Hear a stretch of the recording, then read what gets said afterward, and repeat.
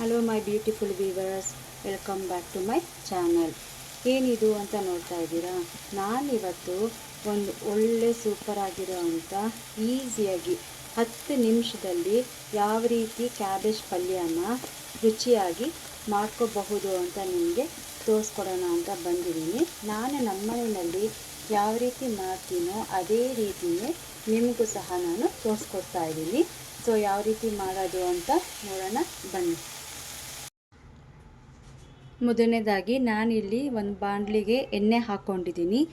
ಈಗ ಈ ಎಣ್ಣೆ ಕಾದ್ಮೇಲೆ ನೋಡಿ, ಇಲ್ಲಿ ಎಣ್ಣೆ ಕಾದಿದೆ. ಈಗ ಇದಕ್ಕೆ ಸಾಸಿವೆನ ಹಾಕ್ಕೊಂಡಿದ್ದೀನಿ ಮತ್ತು ಉದ್ದಿನಬೇಳೆ ಹಾಕೋತಾ ಇದ್ದೀನಿ. ನಿಮಗೆ ಬೇಕು ಅಂದರೆ ಕಡಲೆಬೇಳೆನೂ ಸಹ ಹಾಕೋಬೋದು.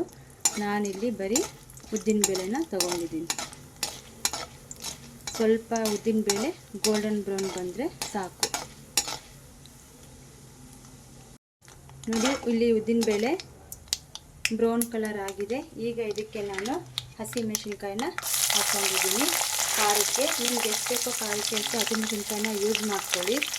ಮುಖ್ಯವಾಗಿ ಈ ಪಲ್ಯಕ್ಕೆ ಶುಂಠಿ ತುರಿನ ತೊಗೊಂಡಿದ್ದೀನಿ. ಶುಂಠಿ ತುರಿ ಯಾಕೆ ಅಂದರೆ ಕ್ಯಾಬೇಜ್ ನಾವು ಪಲ್ಯ ಮಾಡ್ತಾ ಇರೋದು, ಸೊ ಇದು ಉಷ್ಣವಾಯು ಆಗೋ ಚಾನ್ಸಸ್ ಇರುತ್ತೆ. ಸೊ ನೀವು ಶುಂಠಿ ತುರಿದು ಹಾಕಿದಾಗ ಫ್ಲೇವರು ಚೆನ್ನಾಗಿರುತ್ತೆ, ಯಾವುದೇ ರೀತಿ ವಾಯುವು ಕೂಡ ಆಗೋದಿಲ್ಲ, ಚೆನ್ನಾಗಿ ಡೈಜೆಷನ್ನು ಕೂಡ ಆಗುತ್ತೆ.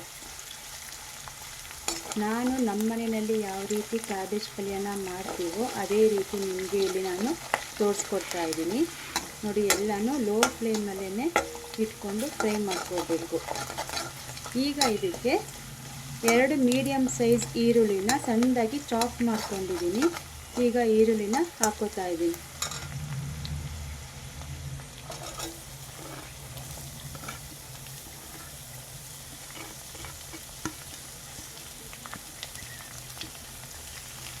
ಈರುಳ್ಳಿ ಬೇಯೋದಕ್ಕೆ ಒಂದು ಸ್ವಲ್ಪ ಉಪ್ಪನ್ನು ನಾನು ಬೆರೆಸ್ಕೋತಾ ಇದ್ದೀನಿ.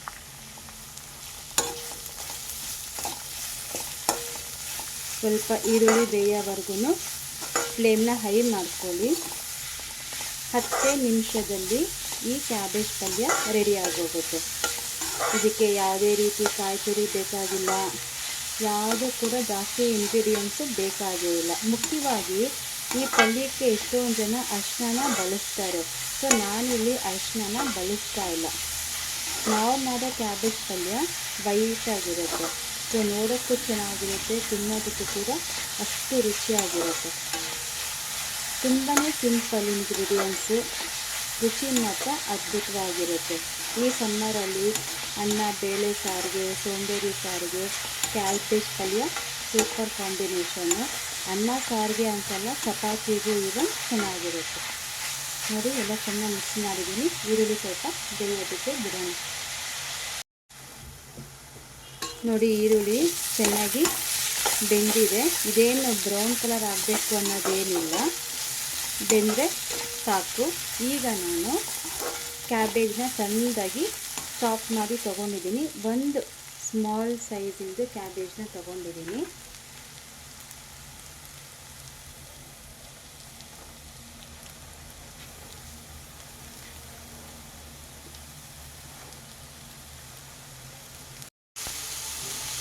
ನೋಡಿ, ಈಗ ನಾನು ಕ್ಯಾಬೇಜ್ನ ಹಾಕ್ಕೊಂಡಿದ್ದೀನಿ.